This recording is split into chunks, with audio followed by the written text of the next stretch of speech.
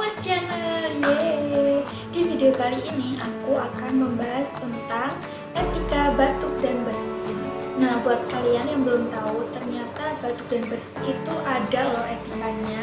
Kenapa seperti itu? Karena sebenarnya batuk dan bersin itu adalah mekanisme tubuh kita untuk mengeluarkan benda asing yang ada di saluran pernafasan atau bisa juga di saluran pencernaan. Karena kalau kita keselak kan kita batuk.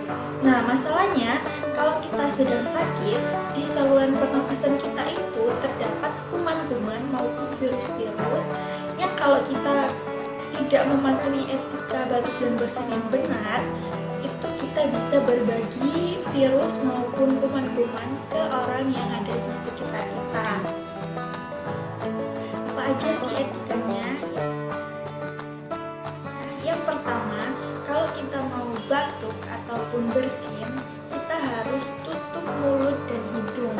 Jadi nggak boleh mulutnya aja, nggak boleh hidungnya aja. Meskipun kita cuma batuk, harus tutup mulut dan hidung menggunakan tisu seperti ini. Hacu. Nah, kalau udah, nanti tisunya cepet-cepet langsung dibuang. Nggak boleh dikantongin dulu, pokoknya harus dibuang ke tempat sampah.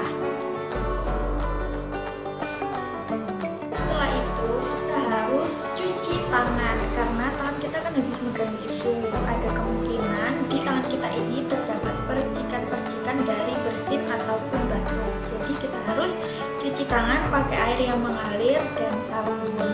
Kalau nggak ada air yang mengalir dan sabun, bisa digantikan dengan hand sanitizer.